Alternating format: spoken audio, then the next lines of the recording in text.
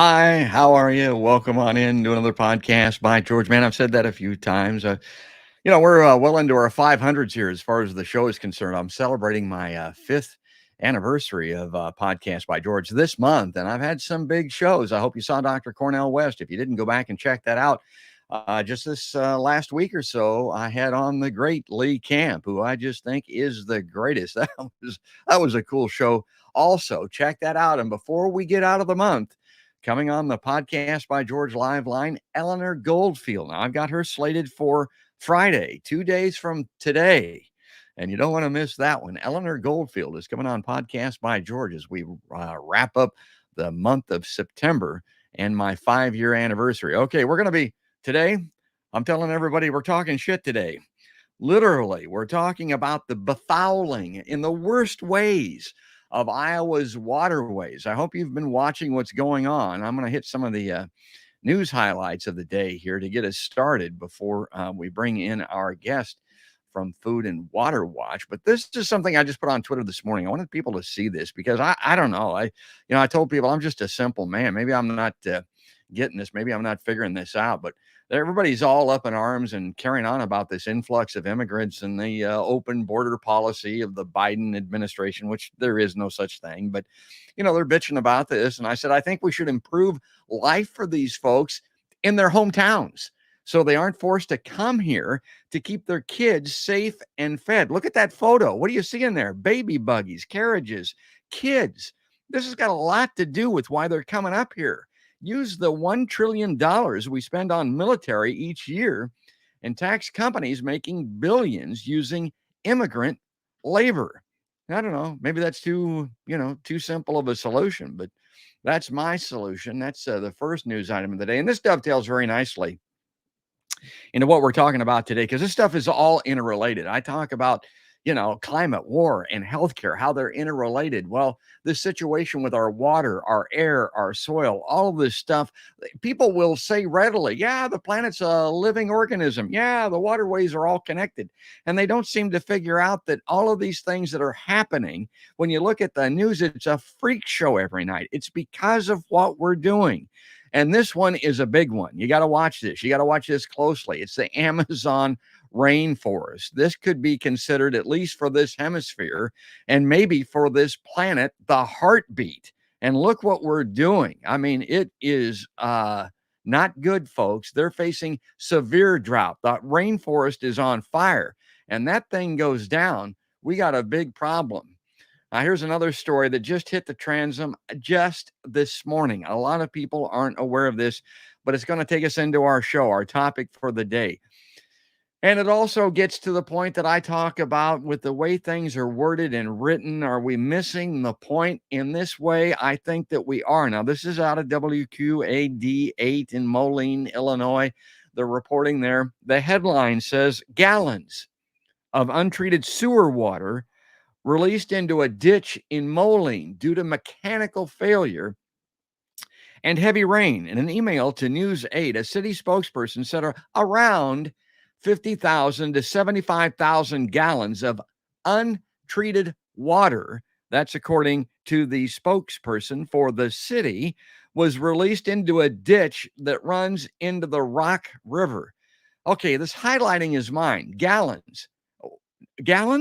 75,000, around 50 to 75,000. If that's from the city that did the deed, guess what, folks? It's much closer to 75,000. I wouldn't doubt that it's over 75,000. The headline says gallons. I bring home gallons of water and milk from the store. That's not what we're talking about here. We're talking about the stinkingest, worst, filthiest, most poisonous material on the planet Earth, maybe 75,000 gallons plus going into this interconnected waterway system that we have in the country and the world. And it just goes by. People don't pay any attention to it. They don't think anything about it. Now, I'm going to read just a little bit of this before I move on. The email started the event was due to heavy rain and equipment failure. An electric component is supposed to open a gate to an excess flow basin, but failed to do so. This combined with 2.1 inches of rain. We're not talking Noah here. This is not get out the ark stuff, but a couple of inches of rain with a short time period caused the overflow. The spokesperson informed News 8 that a replacement for the part that malfunctioned is on back order and will be replaced. All right. I'm not going to read any more of that. I read that and I thought, my God, I can tell you who ought to be replaced. It was whoever was waiting for that thing to come off of back order so that 100,000 gallons of raw sewage went into the waterway. Okay. Another one of our guests have just joined us here. And I think I see Barb there. Joining us on the podcast by George Liveline. Let me get up their Liveline graphic here so that I can read through this. It's Barb Kalbach, co-petitioner for Iowa CCI, and Food and Water Watch attorney Emily Miller. And I hope that you saw the promo for today. And this is what we're talking about. And this is why I said we're going to talk shit. The EPA has been sued. We're drinking what I call degraded manure. And this is a lawsuit that has 13 concerns involved in it. Co-petitioners, Food and Water Watch, and Iowa CCI. I think I've got that all straight. And let me put that away and click a couple of buttons here and see if I can bring our guests through the miracle of technology onto the podcast by George Liveline. Yeah, we're getting close here, folks. Let me see if I can. I'd like to get that a little bigger if I can. Let me see here. Let's try this one. That's a little better. There's the three of us. Good morning this morning to Barb and Emily Miller. Hi, Barb. Oh, I don't have your audio here. Hi. Now there you are. Now you're coming through. That's good. Yeah. Now, I got to ask. Morning. I thought about this when I was going to bring you on. Is it Kalbach or Kalbach? The C is silent, so it's Kalbach. Oh, a third way, Kalbach. Well, I'm glad I asked because it reminded me, I'm a music fan. I followed this group, and I'm sure you've heard of them. I've heard of them at least. Bachman Turner Overdrive since the 1970s. Right. I like the Randy Bachman was one of the co-founders, I think, of the Guess Who, which goes back into the 60s. Well, here it comes out just recently. The guy's name is Bachman, Randy Bachman. We should have been saying Bachman Turner Overdrive. He looked into the camera and said, "My name's not Bachman, it's Bachman." So, all right, I hope I get that right as we go through the interview. Kalbach, and of course, the Food and Water Watch attorney, Emily Miller. Now, Emily, we talked a little bit before we came on. I'm pretty sure your microphone's working. So good morning to you as well. Good morning, George. Yeah, let me bring this up on screen here and talk through this a little bit because this is a big deal. It was a head snapper for me. I looked at this. 13 groups have sued the EPA over factory farm water pollution. And, the EPA, I think they did some good things back in the day. And my understanding is Richard Nixon started the EPA, but they've certainly fallen into disfavor. And this lawsuit alleges, I don't know if it's gross negligence, but inaction anyway, on the part of the EPA. And I've been interviewing people out in East Palestine, Ohio, about that horrible man-made disaster out there. And they're trying to get some resolution assistance from the EPA out there. And those people, lots of those people spit on the ground when EPA is mentioned. They don't have anything good to say about the EPA at all. So I saw this, and let me read about this. On Friday, Food and Water Watch and 12 other groups, 13 in total, sued Biden's Environmental Protection Agency over the agency's failure to regulate factory farm pollution under the Clean Water Act. The lawsuit follows EPA's denial last month of a 2017 petition asking EPA to initiate a rulemaking to overhaul its ineffective factory farm regulations. EPA elected instead to form, remember that earlier story that I read, to form a study group to make recommendations, delaying action until at least 2025. That is, if the agency decides to act at all. Okay, Emily, I'm going to let you take this because this is your domain. Tell us about what the EPA has been doing. And what the hell, a study group? I mean, really? I know. Yeah, this case is really about EPA's refusal to treat factory farms like every other industrial polluter in the country. For decades, EPA has continuously given this polluting industry a free pass with incredibly weak and ineffective clean water regulations. And its recent denial of our petition urging the agency to make long overdue regulatory reforms to its program is really just the latest example of the agency shirking its obligations under the Clean Water Act. So through this lawsuit, our goal is to force EPA to finally hold this industry accountable for the devastating impact its water pollution has on communities and waterways. And I know this stuff is all legal, and I'll say lots of things, but other people might not say something. Is this just foot dragging, or is there something more to this? Did they give any reason for these delays? They gave no good reasons. In its denial, the agency agreed that factory farm water pollution is presenting a mounting crisis across the country, and that something should be done. This is really delay and foot dragging in the worst sense, though, because this federal advisory committee that they've promised to form, really, it's going to take years to further study the problem, a problem which we are well aware of and EPA is well aware of, and the recommendations that they make to the agency may not actually result in any action at all. So this is really just another delay tactic on the agency's part. Yeah, we're going to talk a little bit about foot dragging. Some of this is going back for decades, as I mentioned. We're going to talk about the Raccoon River, the situation out in Moline. Again, I'm just going to say this, folks. I don't know. It begs credulity to think that this is by accident, but this stuff is called untreated water out there in Moline. We're talking sewage. I mean, we could talk a lot worse things when it comes to Moline. And here in the heartland, a lot of this contamination of the rivers and the groundwater, it's pig manure. It's manure. That's what we're talking about. We're not talking about affluent or untreated water or any of these terms that they use. I mean, we got to get real here. Here's what the lawsuit says. I want to bring this up on screen big enough that I can read this because this is pretty good. EPA's deliberate head in the sand approach to factory farm regulation has facilitated a national clean water crisis, decades in the making.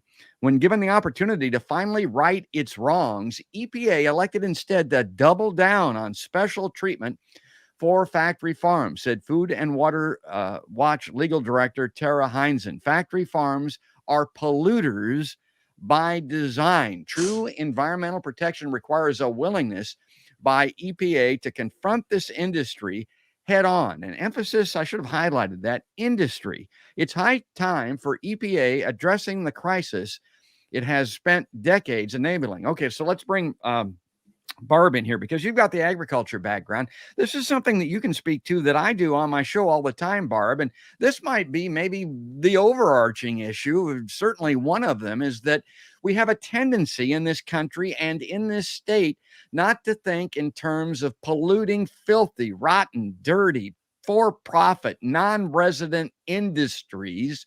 And we think in terms of family farms, like when I grew up, the guy that's got a few dozen hogs and a few hundred acres of crops and is putting away hogs in his freezer for the winter and that type of thing. Barb, that's not what we're talking about here. No, not at all. Not at all. We're talking about, it isn't so much the hogs, the individual animal itself. The problem is the concentration. They put, next door to us, they were going to put 7,000 adult hogs in housing about 2,000 feet from our house. But those hogs would have been, like I said, in housing, and they would have been over a pit. Well, the problem with pits is that they get full. And in this particular case, they would have been full of 10 million gallons of feces and urine every year. Good Lord. And this is one. This isn't what have we got? Over 10,000 in the state of Iowa now. This is one. Yeah. Well, what they're allowed to do with that is to put it on the fields for fertilizer. And that sounds very good, except when you get into the millions of gallons category, that means that all of that has to go on fields, and it tends to pile up after a while. They have to have a manure management plan. And I have done some studies of manure management plans, and they have to designate that they will put so much on each field, but they don't. If the pits are full, what do? Right? Yeah, You may they're have just, already put your 5 or 10,000 gallons on this field, but shoot, my pits are full. What am I going to do? So they yeah. take it out and they put it on the field. And so there isn't any kind of oversight, really. The DNR is supposed to oversee it, but they don't have the staffing and they're defunded. And our executive branches have not seen fit that this needs to be monitored at all. You know, I grew up on a farm. I've been away from it for a long time, so I'm no expert. But even with my background, I know that pig manure is not a good fertilizer. I mean, it's not it's not something that you put in the manure spreader and take out and put on the fields, thinking that you are improving the soil. And that's got a lot to do with what you were talking about. They're simply disposing of this. People think they're putting it on the ground to improve their crops and their returns and to put nutrient into the soil and those types of things. And that's not what's happening here. I've got this photo up on the screen, Barb. This is a CAFO operation. Tell us what we're looking at here. Can you see that well enough to make that out? Give us an example. Those are, I'm assuming Those are those. open lagoons. Yes, right. There. A So lot of the pits are under the buildings. Like if you were someone who didn't know anything about livestock, raising livestock, and you were driving down the interstate and you saw the buildings and knew that they were capos, but you didn't see the pits, you would say, well, gee, they don't have any pits there, so that must not be a problem. But yeah. these are open air lagoons, and you can see what's being produced there. Yeah, and of course you can see this as well. This is something. Look at the houses in the background. This reminds me of in North Carolina, they sprayed this stuff in the air. They coated the town with it out there. That made the news. This is aerial spraying. This also shows the scale now of what we're talking about here. Again, factory farm moratorium is being called for in Iowa, and you were on the front line of this, Barb. They had some success. I even went to the State House. They got a temporary moratorium or a pause anyway on factory farms. What happened to that? It went by the wayside, I guess. I didn't know they ever had one. They had a little bit of a victory in the Iowa legislature. I was up there to cover it. They were kind of pleased about it at the time, but I don't think they had some legislation proposed several times. Yeah, well, and it probably was just a legislative, some trickery there to lay it. Okay, I'm gonna read this, and then I want to get Emily back to the lawsuit here that we're talking about.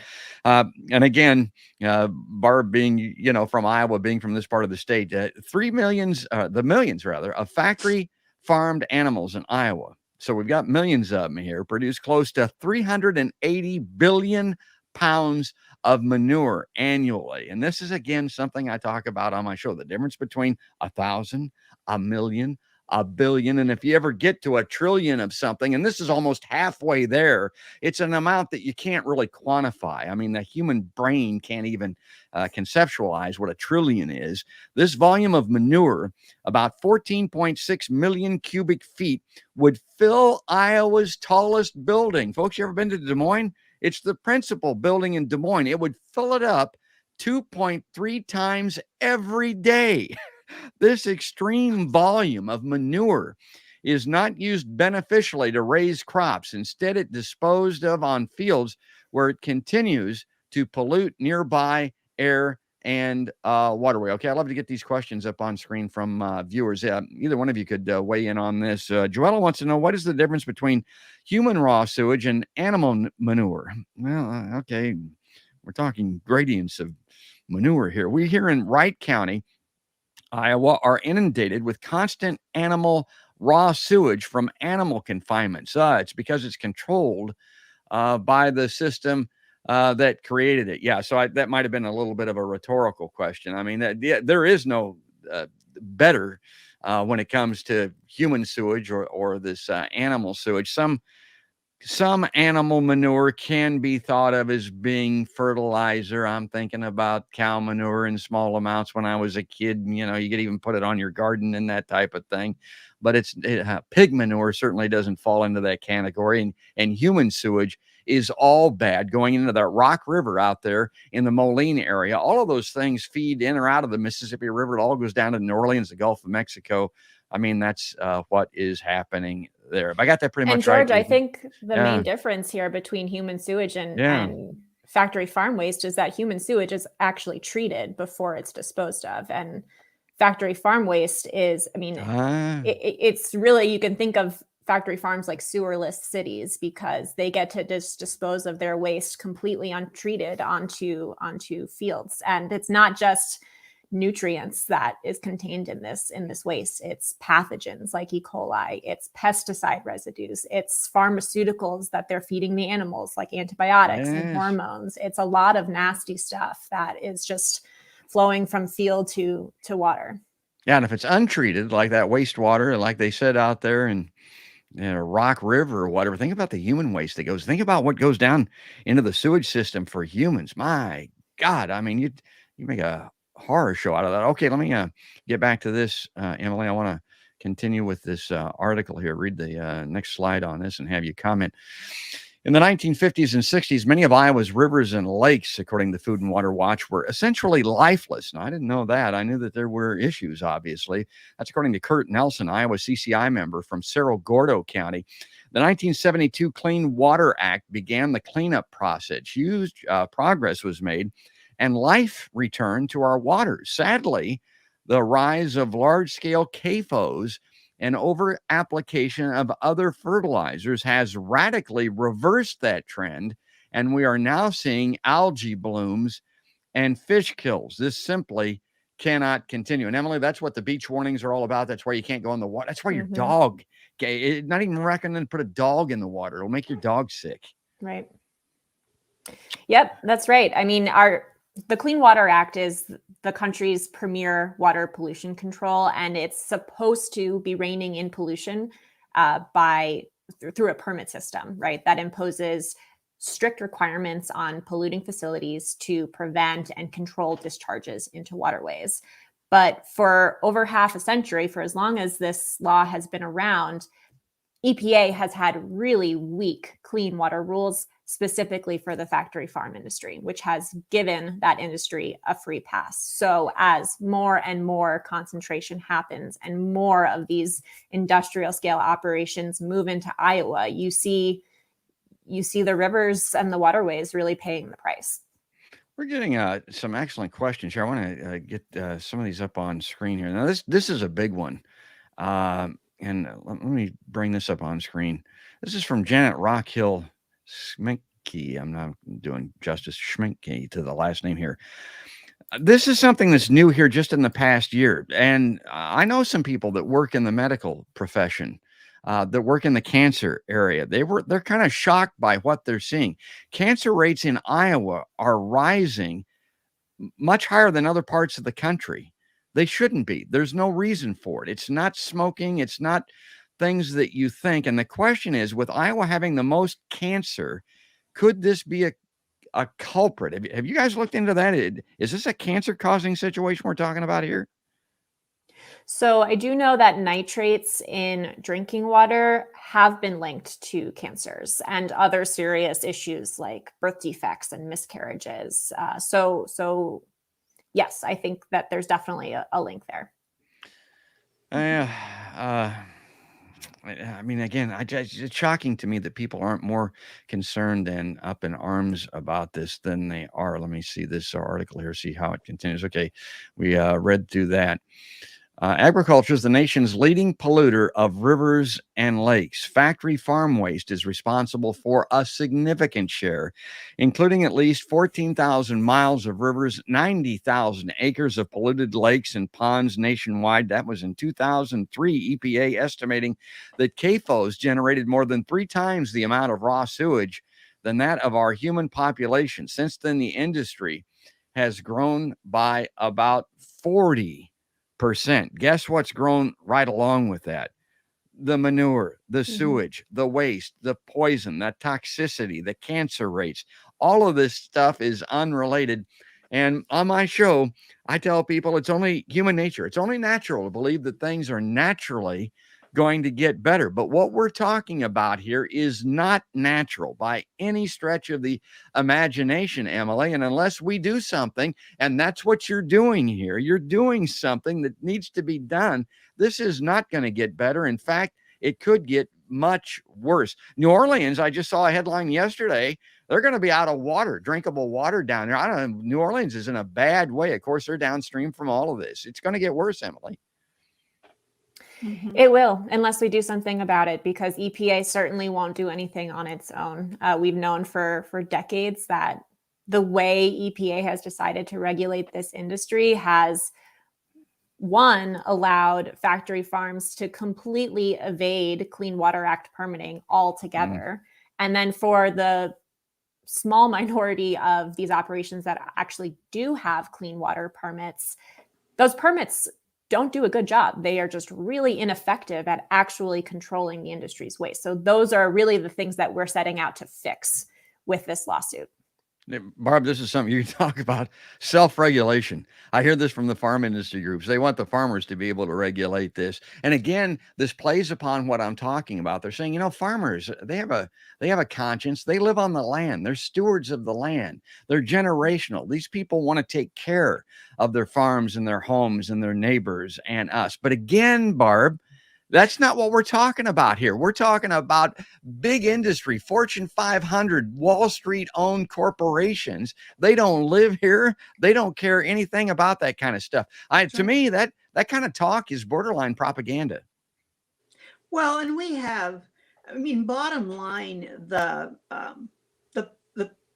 industries that butcher the hogs, there are four main ones.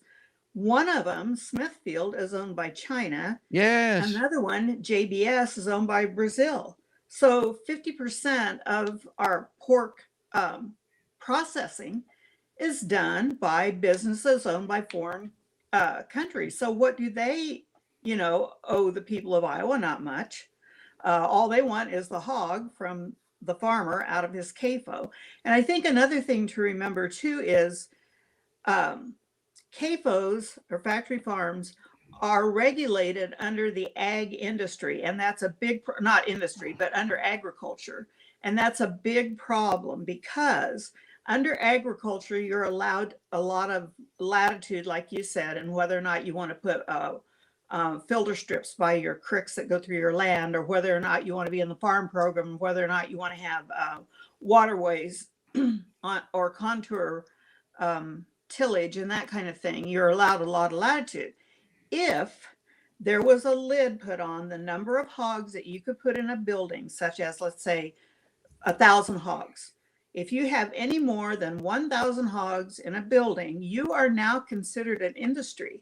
And they like to call themselves the pork industry or the cattle industry. Well, then let's regulate you as an industry. Because when that's done, every drop of water that falls on a piece of land that is part of an industry, that industry has to account for the offlow of that water, where it goes and what kind of conditions it is that it's in. Agriculture does not have to do that. Industry has to abide by the air quality standards. Agriculture does not have to do that. And they haven't done it in the issue of the CAFOs. So in my opinion, after a certain number of head, CAFOs should be classified or regulated as industry. As the industry they are proud to call themselves until we put them on the line and say, hey, agriculture or industry, you're not acting like an industry. Well, that's because we're a family farm. Yeah. Family farmers, and you just want to break us. Well, there's a lot to that. And if you're really proud of your production and proud of what you do, then you should be proud to be an industry, I think, and therefore regulated as an industry. That's an excellent point about industry regulation applying to agriculture, because we talked about that manure being broadcast sprayed into the air. That no corporation would be allowed to do that. That'd be a gross violation of any kind of industry standards, air pollution or whatever. And again, I remember that town in North Carolina that sprayed that stuff into the air, went downwind, and coated the town with pig manure. North Carolina's got a real pig manure problem also, because I think next to Iowa, or pretty much with Iowa, they're neck and neck when it comes to the filthy production here when it comes to hogs. Let me. Yeah, there have been people or producers that have been known to take great big huge tankers of manure that's supposed to go to the field and couldn't get it in the field for whatever reason, to actually dump it in the river. They've been known to do that. Good. Let me see what I've got here for. This is a situation up in Dodge County, Minnesota. This is from Food and Water Watch. This is a family that was surrounded by 12 swine factory farms in a 3-mile radius. My God, can you imagine that? If you've ever driven down the interstate with the windows down, you just smell it from, you can't even see it. It's so far away. How'd you like to be surrounded by 12 of those things within that range?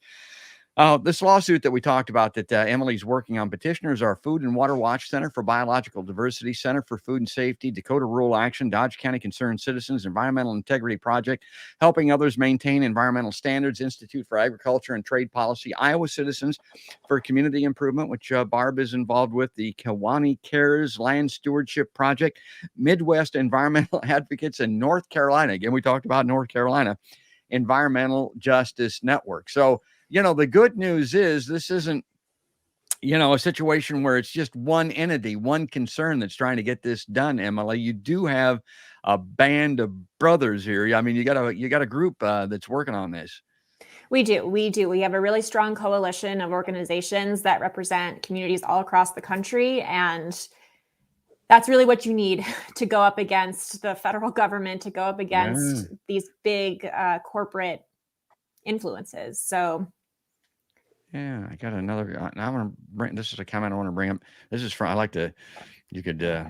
This is from my executive producer. Actually, she's more than that, folks. This is Mary Susan Clark. She says nitrates in water deplete oxygen in the bloodstream and kill organs in people and animals. Our country says or 10 p.m. nitrates, 10 parts per million nitrates is a good water number. But in Europe, those safe drinking water nitrates maximum, it's 4.4 parts per million. We're 10. They're 4.4 because of the dead babies, miscarriages, cancers in babies, children, and adults, according to a 1993 health study. So again, it underlines the severity of this. And when I look at those statistics, what I'm struck by, or what I think of, we're talking about groundwater here. Those numbers, everybody looks at them, well, okay, if you got 3 or 4 parts per million in Europe, or you can go to 10 parts per million in America, Barb, as an example. But what I think is that stuff wouldn't be there at all if it weren't for this. This is not naturally occurring. Those, we call them nitrates, but I mean, what we're talking about almost exclusively here, or am I wrong? We're talking about manure. We're talking about pig and cow poop. That's what we're talking about, right? Well, I suppose technically that'd be a good question for a scientist, because I remember on a farm that we lived on, we had higher than 10 ppm in our water of nitrates. And I'm going, we didn't have any feedlots. And at that time, there weren't CAFOs around. We didn't have any big feedlots around us for it to be from manure. And so I wondered, it can also come from I wondered at the time if it was just from the prairie being turned over, and as that all that foliage, over years and years and years deconstructs, that some of the nitrates could come from that. So I don't really know if there's other sources of nitrates, but there certainly isn't other concentrated sources like manure. That is just, there just isn't. There just isn't. There's no call for it. Why would anybody make anything that would carry that kind of danger, environmental danger? And if they did make it, they wouldn't be allowed to sell it. But yet this is allowed.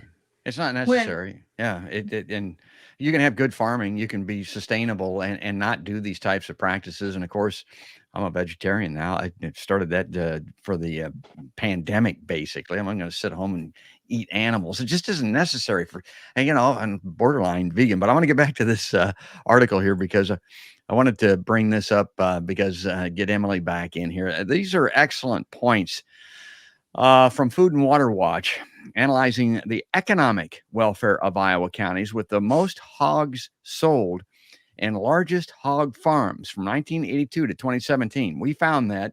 Emily, I'm confronted with this on my show all the time. The big three on the PBG, as I talk about, their climate, war, and healthcare. When I talk in terms of humanity, a lot of times people just aren't moved. Some people just aren't moved by humanity. The sickness, the death, the impact that it has on humans, the mass migrations, the climate destruction, all that kind of stuff. But if you start talking money, some people start to pay attention. So I like this. And let's go through these bullets very quickly. Iowa lost nearly 90% of its hog farms from 1982 to 2017. What? I thought hog production was booming as rapid factory hog expansion drove out smaller family scale farms. I think hardly anybody's aware of this, Emily.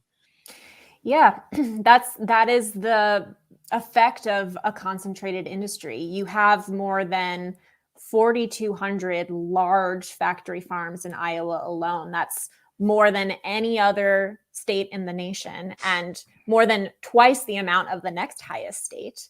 Yet, those are all corporate controlled operations that are concentrating these thousands and thousands of animals. And in so doing, it's hollowing out the rural communities' kind of economic livelihood, and the main streets that were supplying the family farms before they got run out of town. Yeah, let me continue on with these bullet points here because they are excellent. I mean, they put this thing all in context for me because I'm not the world's brightest bulb. I mean, I need bullet points. Overproduction and growing corporate consolidation pushed down the real price of hogs. And I didn't know that. Today's farmers, this is a while back, but they were earning $2 less per pound of hog produced compared to 1982. While the retail price fell only $1. Slaughterhouses, processors, and retailers are capturing the other $1. Barb, I would think their farmers aren't even aware of this. And they don't, connect the dots. They don't realize some of them could be and should be resentful of these big farm operations and what they're doing to their prices. I know a lot of them are restricted in the number of partners that they have when it comes to getting the hogs to market. But do you think most farmers are aware of this, Barb, or is this something that, again, the dots aren't being connected on? I think maybe it's more that the dots aren't being connected on that. All right, good. Let's go to the next one here because there's several of these. Counties that sold the most hogs and those with the largest farms suffered declines across several economic indicators, including real median household income and total wage jobs. Wait a minute. I always thought that these big industries, these big business were job creators, that this was always good for the economy, that these CAFOs were out here in these rural areas where they could help these communities and pump in this money into the local areas. Yeah, Barb's laughing. That ain't exactly how this works, right?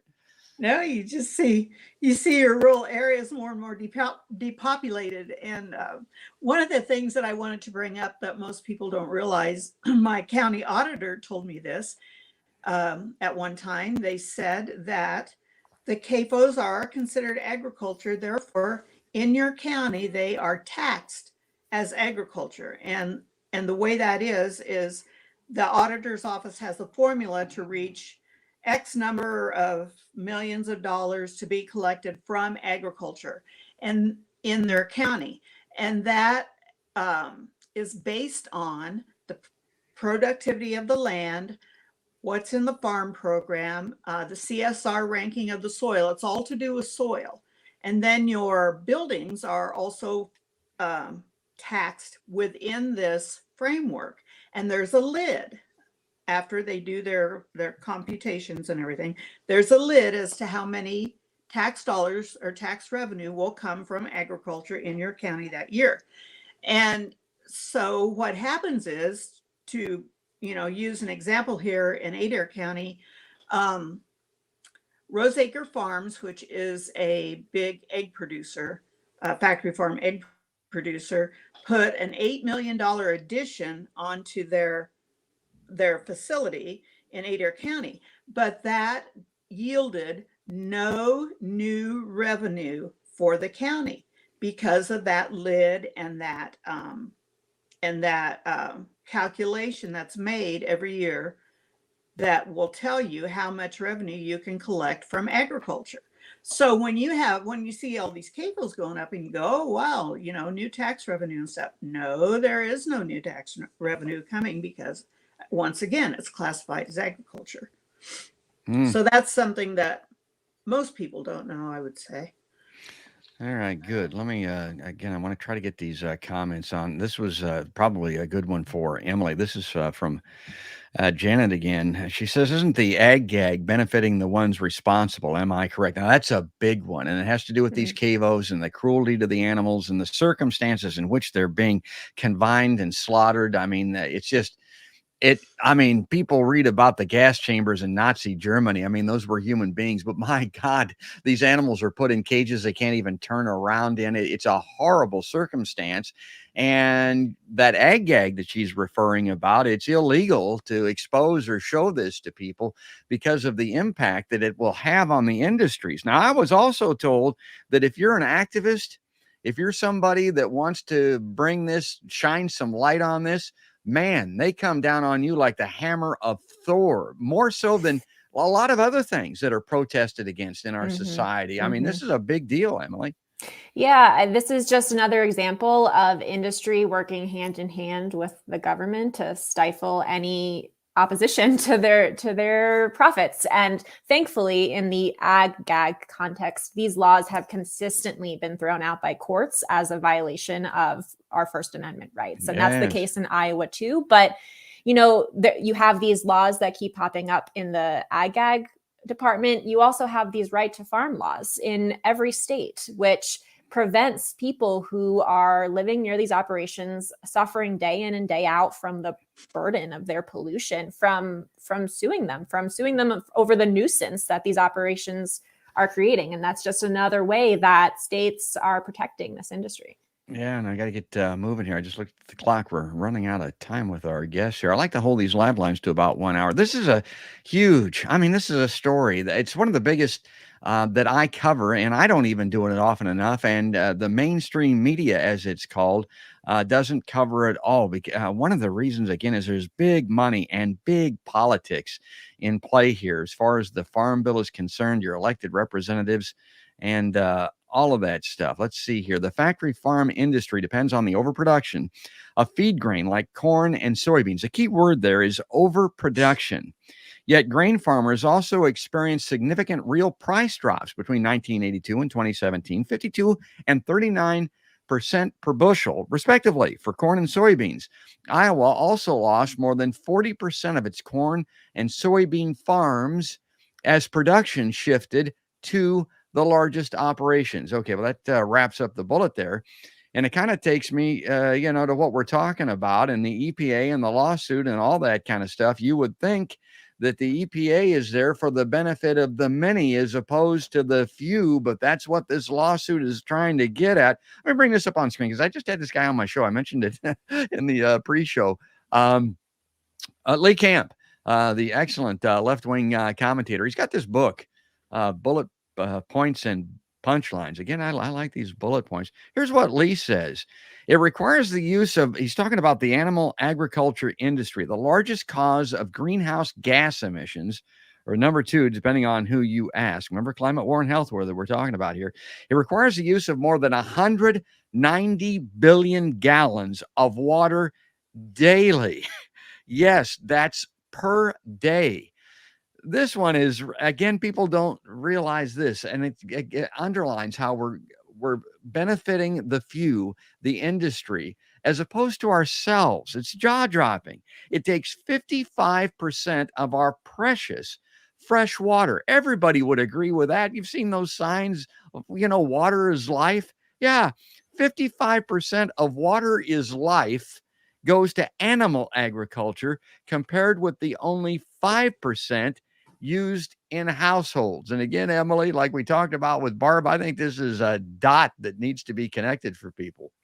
Yeah, it's something that goes unnoticed. And what makes it all the worse is that, factory farms are gobbling up our water resources, and then they're turning right around and they're polluting what's left. So they are polluting the rivers that we rely on for drinking water, the groundwater that we rely on for well water. It's a vicious cycle. And if we don't have the federal government, the state government stepping in to protect our communities and our interests, then this industry is going to continue to run rampant over our water resources and our health and our welfare. And I'm a lefty, but I used to be kind of a hard ass back in the day, particularly. I mean, I told people, yeah, we had hippies back in the day here in Iowa, but we were kind of redneck hippies. So I'm not an old softy when I look at this thing, but I tell people that, the Native Americans, the stewards of the land before we got here, they used to drink out of the rivers and streams. You can't put your dog in them now. And it's getting to the point where you can't drink the groundwater that's 20, 30, 40, 200 feet under the surface because of what we've done since we've been here. Now, I want to bring this up on stage because this, again, is from Food and Water Watch. I'll maybe get Emily to talk about this because, Emily, I get accused on my show of, bitching, pissing, and moaning about things and not really offering solutions, although I like to think that I do that. But some people say, okay, so what do we do? Well, here's some solutions being offered by Food and Water Watch. Now, the first thing we talked about briefly was we need a moratorium on new and expanding factory farms. And this kind of moves along under the radar. Are these things growing? I mean, or are the moratorium? There is not one. We still need one, I guess, is a question. We still need one. We still need one in Iowa. We still need one on a national level. And the idea is we can't let this industry continue to grow because already the size that it is disastrous for our air, for our water, for our climate. So we need to put a hold on things. We need to make sure also that we regulate the industry that does exist so that they can't continue to pollute and pollute and pollute without, any oversight. Yeah, and think of little George now going out in the wintertime with a tea kettle of water to thaw out the hog water because the gas ran out to keep it warm or whatever. That's not what we're talking about here. We're talking about, as it says, big conglomerates through comprehensive legislation like the Food and Agribusiness Merger Moratorium and Antitrust Review Act. That's what we need to rein in. Restore supply management in the next farm bill and ensure the programs benefit farmers of all backgrounds. This is some terminology that I wasn't familiar with, but as I read into this makes perfect sense. Supply management. Talk about that, Emily. Yeah, and I actually, that's a little too small for me to read to read the text you have up. But I think what that point is getting at is that for a very long time, the way that the government has subsidized the overproduction of grain and commodity crops really has, one, forced these crop prices to bottom out so that it's not helping the average farmer. And what it also does is it's creating this huge, cheap feed source that is propping up the factory farm industry, without which they really couldn't operate. So rebalancing that and making sure that there is parity of costs so that overproduction is not incentivized is a huge part of the solution.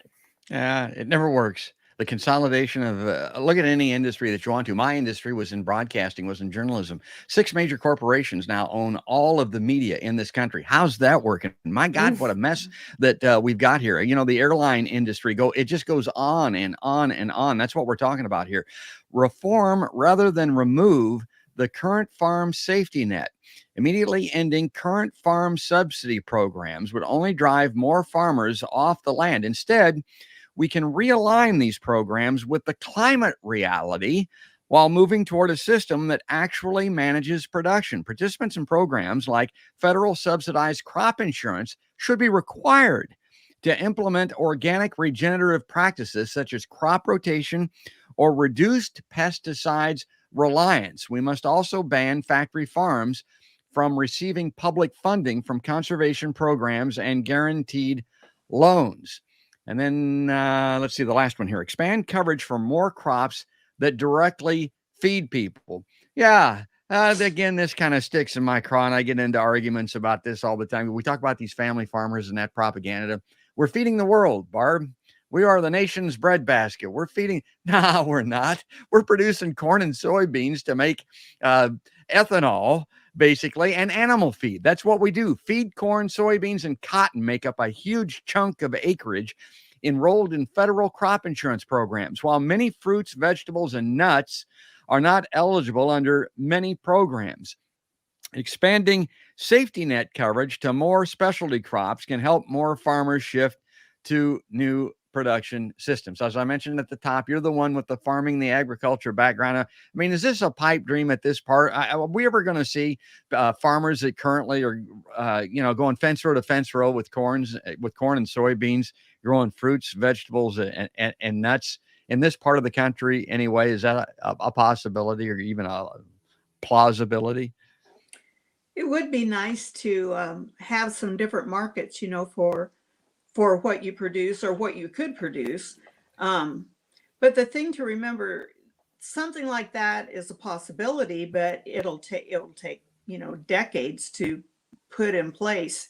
Even with the support of the federal government, it would take decades to put that in place, because what we've done over the last, since the farm crisis of the 80s, we've pretty well destroyed our marketing system.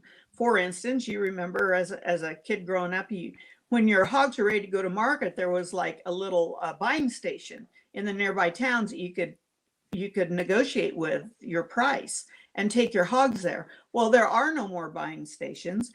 Selling your cattle, your fat cattle, if you have an auction barn in a nearby town, I guess that works.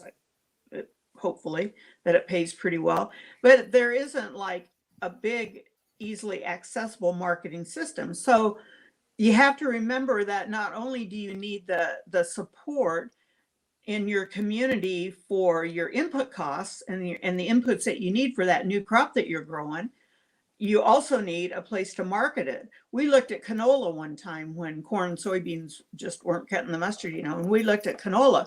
Well, we were going to have to transport it clear up to South Dakota somewhere, I think, when we sold it. Well, that wasn't going to work. And so, there's a lot to making change like that, and it takes time. But if you have the commitment of the USDA for kind of that support system underneath, and that encouragement to other people across the nation, like to set up a store that offers what people need that want to grow apples or nuts or tomatoes in bulk, then you have somewhere to start.